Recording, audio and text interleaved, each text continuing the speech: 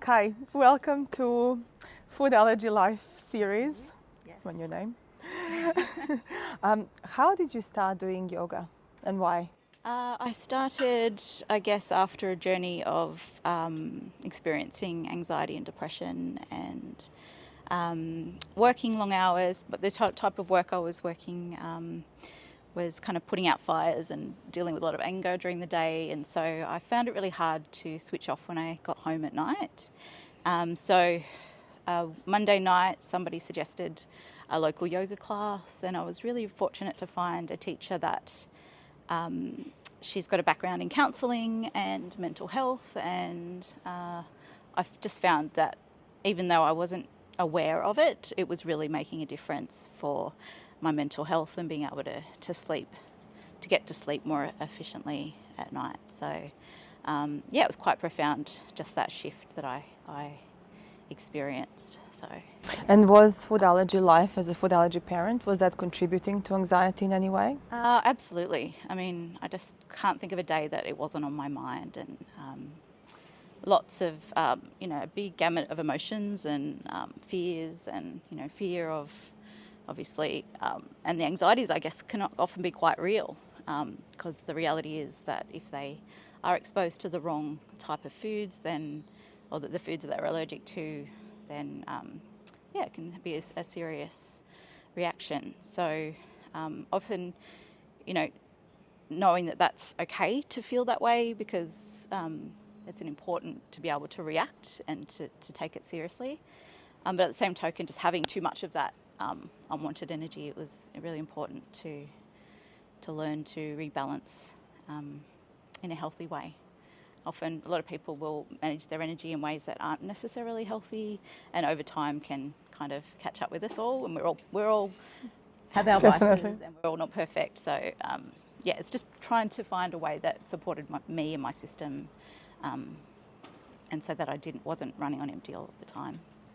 And from your experience as a food allergy parent, have you ever had any dealings with food allergies before the children your first child, I guess, was diagnosed? Can you tell us about that, the first beginnings of you realizing what life would be? Yeah, I guess I had an idea about what was possible with food allergies, and there was always kind of that fear behind it. Oh, what if it's me, and what if that's going to happen?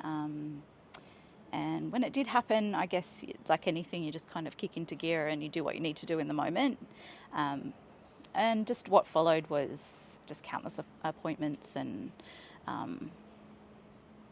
skin prick tests, time commitment, money commitment, energy commitment, and it's been like that ever since, pretty much. So, yeah. And then after this 1 year of doing the allergy program, finally seen a shift. So how is life now? What amazing. has changed for you, and then obviously for the children as well? For me in particular, I guess as a parent, as a mother, you take on that responsibility of keeping them safe. You take on the role of having to check all the ingredients on the food. And for me beforehand, we weren't going out as much because it just became a bit of a headache, a bit of a minefield trying to navigate food allergies. And in the end, it just wasn't as fun as what it could be without, having those concerns. So just having food freedom now is like just refreshing, and being able to go out and just order whatever you want off the menu. So have you done that? Have you fully experienced full freedom? And I've just been catching myself, just ordering whatever, or just like saying, what do you want on the menu? Oh no, you can't have, instead of saying, oh no, you can't have that, or we need to check. It's just become so much more of an enjoyable experience. As well as not checking food ingredients on food in the supermarket. I have to admit, I have to kind of reshape my concept of what to eat now. Wow. Because for so many years we were eating certain foods and certain recipes, and now I've got to kind of open up. There's a whole new world of food that we can be experiencing. Full freedom. Yeah. And what about for their mental attitude? Has that really changed the food freedom? How has that changed their outlook on life? I would say there's been a big shift between beforehand, which we were kind of a little bit more in survival mode at times, and to a sense of thriving, and to a sense that we are, I don't know, I've just seen a real confidence shift in my kids, and That's amazing. yeah, it's like the sky's the limit a little bit more, so Wow. that they're not so kind of Scared, perhaps. scared or feel stuck in what they can and can't do. So. And tell me about the role of an educator. That's really something that you said when you said it's okay to feel anxiety as a parent and as a food allergy parent. What did that mean in practice after you started teaching? Yeah, so I guess it's understanding the nervous system and energy in the body, and how we can work in ways to move from feeling stuck in an experience into being able to shift into a more positive direction. So in yoga and Ayurveda, it's kind of if there's a habit or something that's not working, when you're out of balance, we move slow, or we first accept where we're at and then slowly start to move in a more positive direction. So if that means anxiety, it's more about down regulation to switch on the parasympathetic nervous system. So it goes from that sympathetic nervous system response, the fight flight response, which again can be really important, to shift back down to that parasympathetic, that rest, digest response. Just in our society, like it's that sympathetic nervous response, or the idea of being busy or upregulated.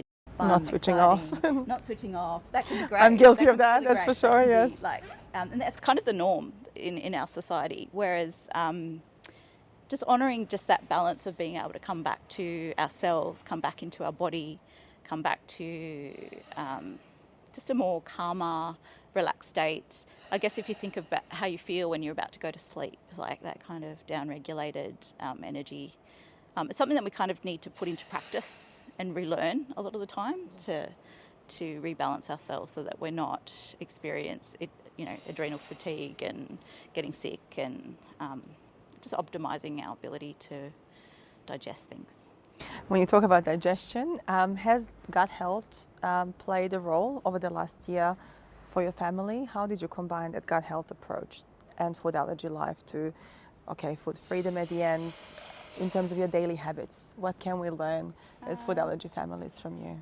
I think in terms of Ayurveda, it's like looking at our body as a whole system. It's not just a gut or not just a brain.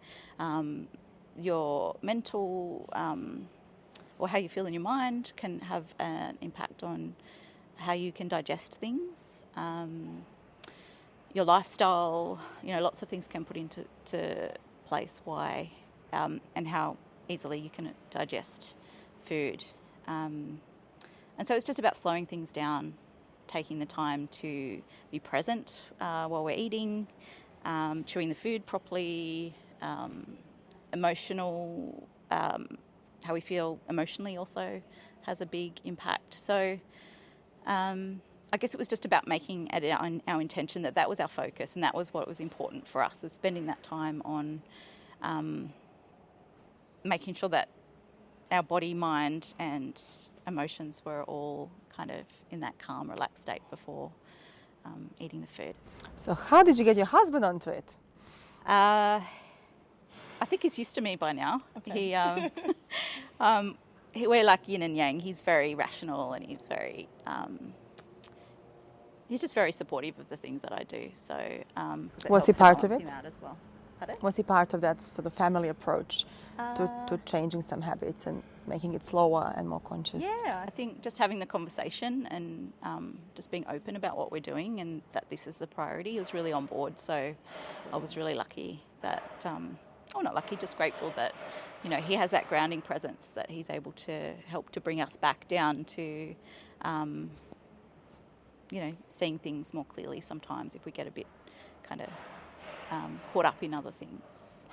Brilliant. No, that's a good advice, I think, for many fathers. I guess food allergy life often does fall on one carer, whether it's father or the mother, often, and often is the mother. Yes. And it's brilliant to see that teamwork approach in your family. Well, I think it's also being able to be really clear with what what your needs are as an allergy mum as well. So I made it pretty clear from the start that for us to do this together, that he needed to be supportive and that he needed to be able to step up and also kind of express the same sort of message. That's right, for kids as well. Yeah, and the kids were on board from the start, so I was lucky that they're a bit older. We were able to ask them if they were actually willing to commit, because obviously there's some discipline involved, and they were actually amazing. I was really, really impressed and proud of them every step of the way. Did they talk to their friends about it, or were they more quiet? I think they did. They're close friends, a bit like me, just kind of like, I think having that close support circle, I think that's key. Yeah, just a few people that you can confide in and share what's going on. I think that's helpful. Was it over the last 12 months on this journey, did you have highs and lows yourself? I think being a yoga teacher, I guess I am a little bit more stable in the sense that I don't have that real high and low experience. I can understand the potential to be kind of caught up in the highs and the lows. There were times when I was like, oh, I don't feel like doing this today or whatever, and then I would kind of catch myself and reframe it to that this is what we've committed to, and this is our challenge for the year. So I guess celebrating just even those little wins, I think helped to get me through without taking everything too seriously. So it's a very good advice for all of us. Yeah, and also just being really present. I know it sounds a bit kind of cliche saying be present, but when you're so focused on the outcome and what's next, that you're not actually enjoying each moment, you're not actually able to absorb and I guess find clarity in each moment. So instead of kind of getting caught up in like, I don't know, like this isn't fair, or this is, why do I have to do this, or whatever, it was just kind of like negative thoughts. This is it. Yeah, that's right. So that helped. But again, different things can get thrown at you, and it's understandable that it can be really stressful as a parent, trying to juggle different things, getting caught up in the busyness of life, and sometimes the seriousness of life. But of course, also everyone's situation's different. So there's those financial challenges. Some people, can really have struggles. Also with the time commitment, having lots of things on, it helped for us for me to be able to pare things right back and to really focus on that. And then also the energy commitment of just saying, this is where my energy is going. And so I was able to kind of, I think, navigate it a little bit more easeful that way. So when you were driving to Sydney, when kids were maybe complaining about the ride, this was a priority. Enjoy the moment. Yeah, we're doing this together. Yeah, and again, I just think having that conversation with them and reframing about the importance of what we were doing, and that it was only for a certain amount of time potentially, and that I guess even that whole idea is that it wasn't even just for ourselves. Like, it's kind of that bigger picture of making a difference for somebody else that might be going through these sort of challenges, or to make any improvements for the next generation as well. So, yeah. And thank you. This is the reason sort of why also we would like to talk to you today, and also see for other food allergy parents, in particular food allergy mums, what kind of sort of optimal approaches there could be, including through yoga and Ayurveda approaches to their own mental health. Because mums are the sort of columns of many families, not to say of every family, but of many families. And if a mum is struggling, the whole family usually struggles. And in your work, you must have, I guess, seen a lot of that change for parents who go through your program. Yeah, I think, as being that kind of pillar of strength and support for everybody else, being the mother, It's also just as equally important to understand your own strengths and weaknesses and to ask for support when you need it. So sometimes that's the hardest thing. I've struggled through things before in the past, and I guess it's kind of trying to show that resilience and strength for everybody else, and to make them feel like, you know, you've got everything. I think it's okay, and to say, you know, I'm human, I have struggles, and this is my struggle today, and I need your support today. So even with my kids, I'd be like, today I'm not coping very well. I have this and this on. I would like you to please step up and help with putting the washing on the line, or some sort of chore. And I guess I could be doing that more often, but they knew that when I really asked that question that I really genuinely needed that. So I guess it's just, having that conversation and being really clear about, you know, what you need and why you need it is super, super important. Thank you for sharing.